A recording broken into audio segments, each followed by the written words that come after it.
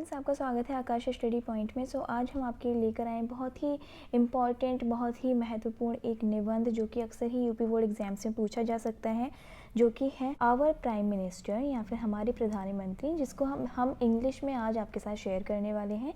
ठीक है, सो इस वीडियो को पूरा देखिएगा, एंड तक देखिएगा, जिससे कि आपको ये निबंध अच्छी तरह से, ये ऐसे अच्छी तरह से समझ में आ जाए। तो चलिए स्टार्ट करते हैं आज का ऐसे।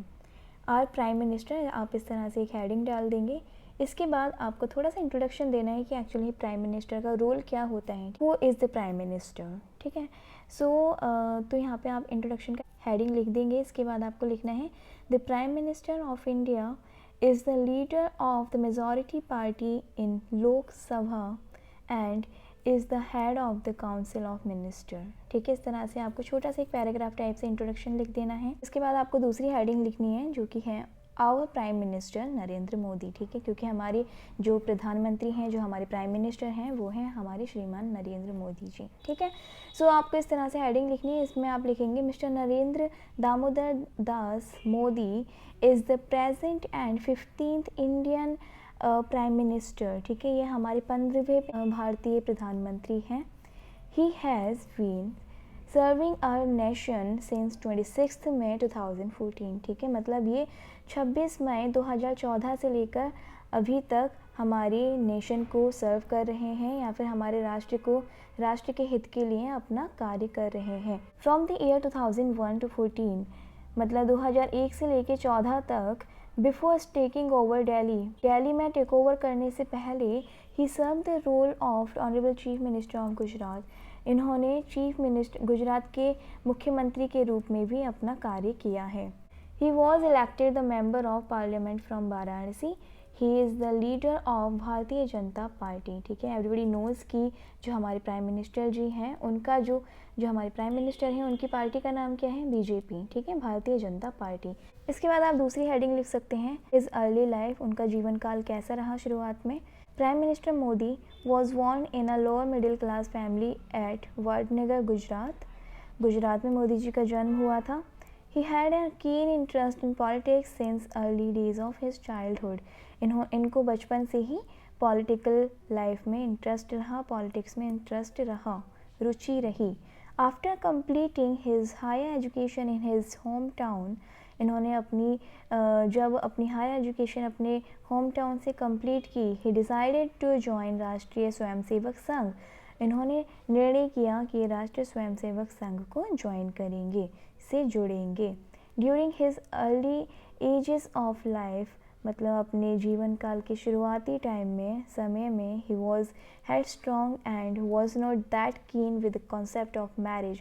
जो मोदी जी का शादी को लेकर के जो एक कॉन्सेप्ट था, वो बिल्कुल ही इंटरेस्टिंग नहीं था। मोदी जी ने कभी भी शादी, वैवाहिक जीवन पर कभी भी विश्वास नहीं किया।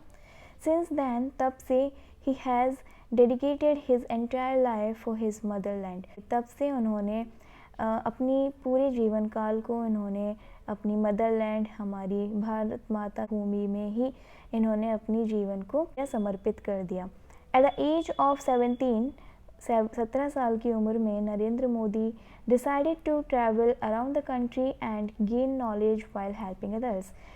मतलब 17 साल की उम्र से ही नरेंद्र मोदी जी ने डिसाइड कर लिया था, निर्णय ले लिया था कि वो विश्व भर के देशों में ट्रैवल करेंगे और दूसरों की हेल्प करते हुए दुनिया भर की नॉलेज गेन करेंगे। इसके बाद आप नेक्स्ट हेडिंग लिखेंगे हिज वर्च्यूज़, उनके गुण क्या क्या हैं। Modi ji is a man of strong will power. He started his journey as a son of tea seller and now he has become the prime minister. He loves his mother very much. वो अपनी माता जी से बहुत ही ज़्यादा प्यार करते हैं, and respects her, और उनकी बहुत ही ज़्यादा सम्मान करते हैं। He is a very hard working man. वो बहुत ही ज़्यादा हार्ड वर्किंग हैं, मेहनती हैं। The other countries are also very much impressed with his work. मतलब हमारा देश तो है ही, इसके अलावा दुनिया भर के देशों में, विदेशों में मोदी जी के काम को बहुत ही ज़्यादा सराहा जाता है, बहुत ही ज़्यादा सराहना मिलती है। They invite him and also want to work with him. ठीक है, जो दुनिया भर में, जो आजकल आप देखते भी होंगे कि मोदी जी बहुत ही ज़्यादा विदेशों में यात्रा करते हैं। उनका नेचर ही है, उनका ये जो व्यक्तित्व है, जो मोदी जी की पर्सनैलिटी है, वही विदेशों के लोगों को प्रेरित करती है कि मोदी जी के साथ काम करने के लिए। He encourages all the sports person as well as soldiers. जो भी हमारे भारतीय खिलाड़ी हैं और इनके अलावा हमारे भारतीय सैनिक हैं, मोदी जी उनको बहुत ही ज़्यादा एनकरेज करते हैं। इसके बाद देख लेते हैं, आप एक हेडिंग लिख सकते हैं, स्कीम्स अनाउंस्ड बाय मोदी। ठीक है, मतलब कौन कौन सी मोदी जी ने अपने कार्यकाल में स्कीम्स बनाई हैं, कौन कौन सी स्कीम्स अनाउंस की हैं, तो अभी उसके बारे में पढ़ लेते हैं। When Narendra Modi was the CM of Gujarat, he thrive to boost the economic development of the state related to the industrialism.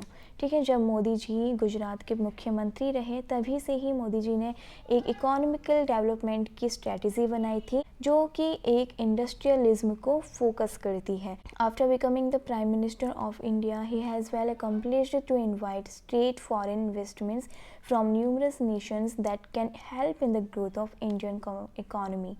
जब से मोदी जी हमारे प्राइम मिनिस्टर बने हैं तब से फॉरेन इन्वेस्टमेंट पर भी ज़्यादा जोर दिया गया है। There are various campaigns that are run by him like Digital India campaign, प्रधानमंत्री जन धन योजना, स्वच्छ भारत अभियान एंड मेनी मोर। अब एट द लास्ट आप एक हेडिंग लिख सकते हैं और कंक्लूजन, जिसका हिंदी में अर्थ होता है उपसंहार। ठीक है, अब पूरे इस निबंध का, इस ऐसे का कंक्लूजन आप क्या लिखेंगे?